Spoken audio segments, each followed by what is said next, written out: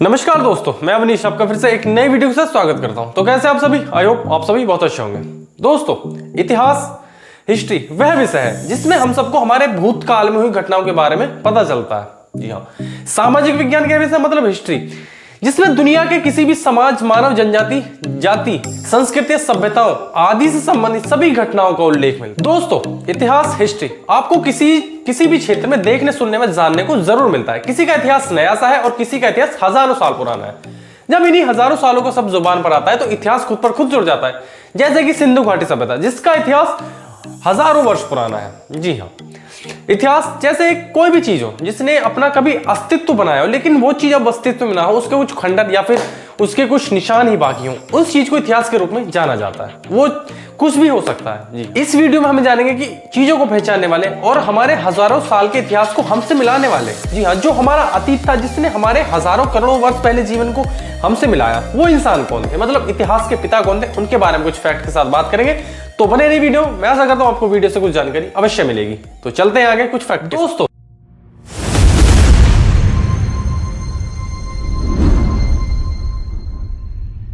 Herodotus को ही इतिहास का पिता, इतिहास के जनक के रूप में जाना जाता है।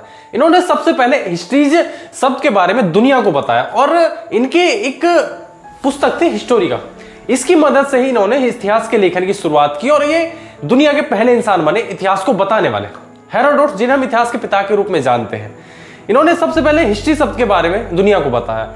ये यूनान के प्रथम इतिहासकार एवं प्रथम भूगोलवेत्ता थे। इनका संस्कृत नाम हरिदत्त था, जो कि एक यही कारण था कि लगातार आर्यों के मैड इतिहास पर अपनी नजर बनाए रखते थे और उन्हीं के कारण ही जो पारस के मैड थे, उनको आर्य राजाओं के सही इतिहास के बारे में संपूर्ण जानकारी मिलती है। दोस्तों, हेरोडोटस ने पेलोपोनेशियन युद्ध को इतिहास का विषय बनाया और इन्होंने अपनी लिखी पुस्तक हिस्टोरिका की मदद से इतिहास के लेखन की नींव डाली और दुनिया के पहले इंसान बने जिन्होंने इतिहास के बारे में अपनी राय रखी। और बस यूं ही हेरोडोटस को द फादर ऑफ हिस्ट्री बोला जाता है।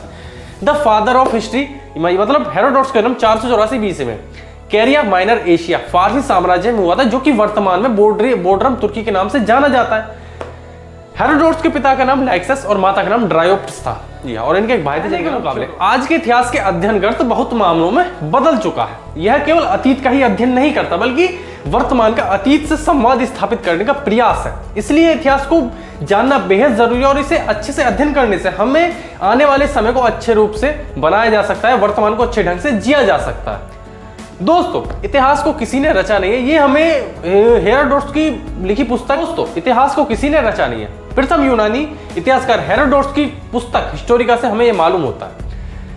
इतिहास का मतलब है जो बीत गया के रूप में ही जाना जाता है, मतलब कि वो घटनाएं जो हमारे अतीत में हुई, हमारे भूतकाल में हुई, उसी को इतिहास कहते हैं। जैसे कि आप सब जानते हैं सिंधु घाटी सभ्यता, जिसका इतिहास हजारों वर्ष पुराना है, लेकिन उसके बारे में हम आज भी जानते हैं, आज भी पढ़ते हैं और आज भी समझते हैं।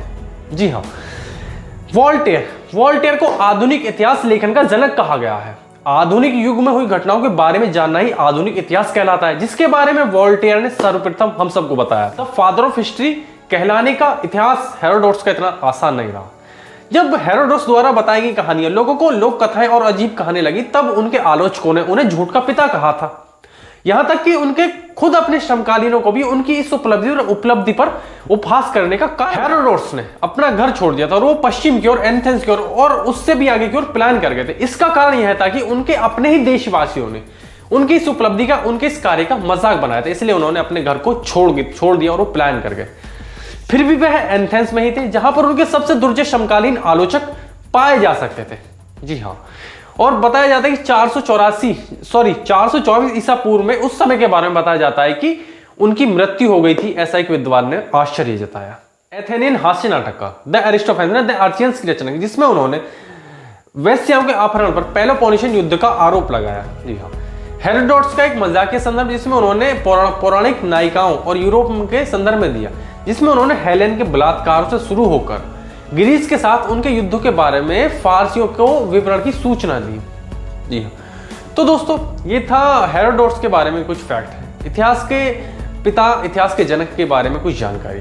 मैं आशा करता हूँ आपको वीडियो अच्छी लगी होगी। वीडियो अच्छी लगी तो लाइक करें, कमेंट करें और शेयर करें और चैनल को सब्सक्राइब जरूर करें, बेल आइकन को बजा दें ताकि नोटिफिकेशन मिलता रहे आपको सबसे पहले। इसी के साथ मिलते हैं अगली वीडियो में, तब तक के लिए जय हिंद, नमस्कार।